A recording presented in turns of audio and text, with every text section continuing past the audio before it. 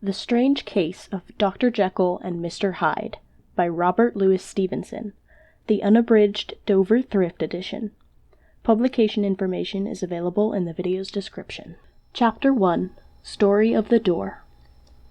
Mr. Utterson the lawyer was a man of a rugged countenance that was never lighted by a smile, cold, scanty and embarrassed in discourse, backward in sentiment, lean, long, dusty, dreary, and yet somehow lovable. At friendly meetings, and when the wine was to his taste, something eminently human beaconed from his eye.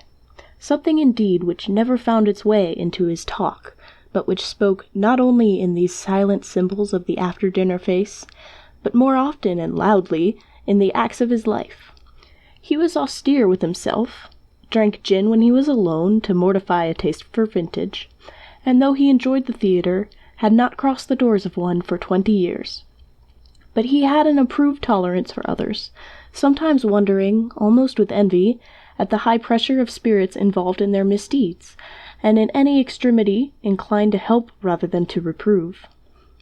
"I incline to Cain's heresy," he used to say quaintly. "I let my brother go to the devil in his own way."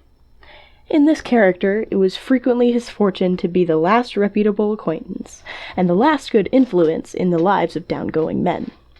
And to such as these, so long as they came about his chambers, he never marked a shade of change in his demeanour. No doubt the feat was easy to Mr. Utterson, for he was undemonstrative at best, and even his friendships seemed to be founded in a similar catholicity of good nature. It is the mark of a modest man to accept his friendly circle ready-made from the hands of opportunity, and that was the lawyer's way. His friends were those of his own blood, or those whom he had known the longest. His affections, like ivy, were the growth of time. They implied no aptness in the object. Hence, no doubt, the bond that united him to Mr. Richard Enfield, his distant kinsman, the well-known man about town. It was a nut to crack for many, what these two could see in each other, or what subject they could find in common. It was reported by those who encountered them in their Sunday walks that they said nothing, looked singularly dull, and would hail with obvious relief the appearance of a friend. For all that, the two men put the greatest store by these excursions, counted them the chief jewel of each week, and not only set aside occasions of pleasure, but even resisted the calls of business, that they might enjoy them uninterrupted. It chanced on one of these rambles that their way led them down a by-street in a busy quarter of London. The inhabitants were all doing well, it seemed, and all emulously hoping to do better still, and laying out the surplus of their gains in coquetry, so that the shop-fronts stood along the thoroughfare with an air of invitation like rows of smiling saleswomen. Even on Sunday, when it veiled its more florid charms and lay comparatively empty of passage, the street shone out in contrast to its dingy neighbourhood, like a fire in a forest, and with its freshly painted shutters, well-polished brasses, and general cleanliness and gaiety of note, instantly caught and pleased the eye of the passenger. 2 doors from one corner, on the left hand going east, the line was broken by the entry of a court, and just at that point a certain sinister block of building thrust forward its gable on the street. It was 2 stories high, showed no window, nothing but a door on the lower story, and a blind forehead of discoloured wall on the upper, and bore in every feature the marks of prolonged and sordid negligence. The door, which was equipped with neither bell nor knocker, was blistered and disdained. Tramps slouched into the recess, and struck matches on the panels. Children kept shop upon the steps. The schoolboy had tried his knife on the mouldings, and for close on a generation no one had appeared to drive away these random visitors or to repair their ravages. Mr. Enfield and the lawyer were on the other side of the by-street, but when they came abreast of the entry, the former lifted up his cane and pointed. "Did you ever remark that door?" he asked, and when his companion had replied in the affirmative, "It is connected in my mind," added he, "with a very odd story." "Indeed," said Mr. Utterson, with a slight change of voice. "And what was that?" "Well, it was this way," returned Enfield.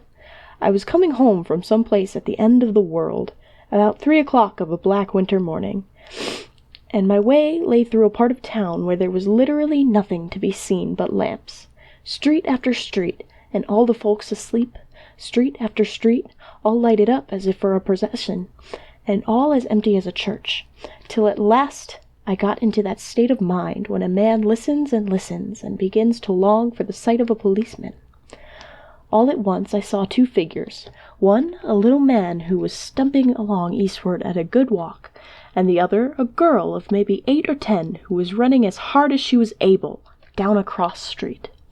Well, sir, the two ran into one another naturally enough at the corner, and then came the horrible part of the thing, for the man trampled calmly over the child's body and left her screaming on the ground. It sounds nothing to hear, but it was hellish to see. It wasn't like a man, it was like some damned juggernaut. I gave a view halloa, took to my heels, collared my gentleman, and brought him back to where there was already quite a group about the screaming child. He was perfectly cool and made no resistance, but gave me one look, so ugly that it brought out the sweat on me like running. The people who had turned out were the girl's own family, and pretty soon the doctor for whom she had been sent put in his appearance. Well, the child was not much the worse, more frightened according to the sawbones, and there you might have supposed would be the end to it. But there was one curious circumstance. I had taken a loathing to my gentleman at first sight. So had the child's family, which was only natural. But the doctor's case was what struck me. He was the usual cut-and-dry apothecary, of no particular age and colour, with a strong Edinburgh accent, and about as emotional as a bagpipe. Well, sir, he was like the rest of us. Every time he looked at my prisoner, I saw that Sawbones turned sick and white with the desire to kill him. I knew what was in his mind, just as he knew what was in mine, and killing being out of the question, we did the next best. We told the man we could and would make such a scandal out of this as should make his name stink from one end of London to the other. If he had any friends or any credit, we undertook that he should lose them. And all the time, as we were pitching it in red hot, we were keeping the women off him as best we could, for they were as wild as harpies. I never saw a circle of such hateful faces, and there was the man in the middle, with a kind of black, sneering coolness. Frightened, too, I could see that, but carrying it off, sir, really like Satan.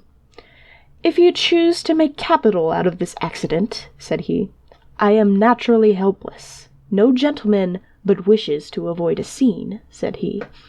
"Name your figure." Well, we screwed him up to £100 for the child's family. He would have clearly liked to stick out, but there was something about the lot of us that meant mischief, and at last he struck. The next thing was to get the money, and where do you think he carried us but to that place with the door, whipped out a key, went in, and presently came back with a matter of £10 in gold and a cheque for the balance on Coots, drawn payable to bearer, and signed with a name that I can't mention, though it's one of the points of my story. But it was a name at least very well known and often printed. The figure was stiff, but the signature was good for more than that, if it was only genuine. I took the liberty of pointing out to my gentleman that the whole business looked apocryphal, and that a man did not, in real life, walk into a cellar door at 4 in the morning and come out of it with another man's cheque for close upon £100.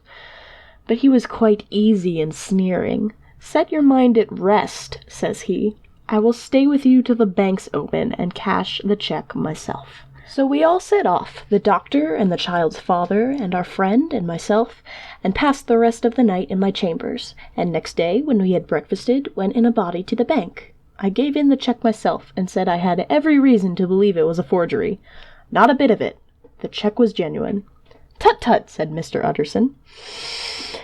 "I see you feel as I do," said Mr. Enfield. "Yes, it's a bad story, for my man was a fellow that nobody could have to do with, a really damnable man. And the person that drew the cheque is the very pink of the proprieties, celebrated too. And, what makes it worse, one of your fellows who do what they call good. Blackmail, I suppose. An honest man paying through the nose for some of the capers of his youth. Blackmail House is what I call the place with that door, in consequence. Though even that, you know, is far from explaining it all," he added, and with the words fell into a vein of musing. From this he was recalled by Mr. Utterson asking rather suddenly, "And you don't know if the drawer of the cheque lives there?" "A likely place, isn't it?" returned Mr. Enfield. "But I happen to have noticed his address. He lives in some square or other." "And you never asked about the place with the door?" said Mr. Utterson. "No, sir. I had a delicacy," was the reply. "I feel very strongly about putting questions. It partakes too much of the style of the Day of Judgment. You start a question, and it's like starting a stone. You sit quietly on the top of the hill, and away the stone goes, starting others, and presently some bland old bird, the last you would have thought of, is knocked on the head in his own back garden, and the family have to change their name. No, sir, I make it a rule of mine. The more it looks like Queer Street, the less I ask." "A very good rule, too," said the lawyer. "But I have studied the place for myself," continued Mr. Enfield. "It seems scarcely a house.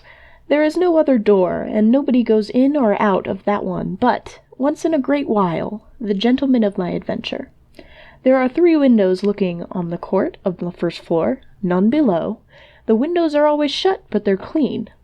And then there is a chimney, which is generally smoking, so somebody must live there.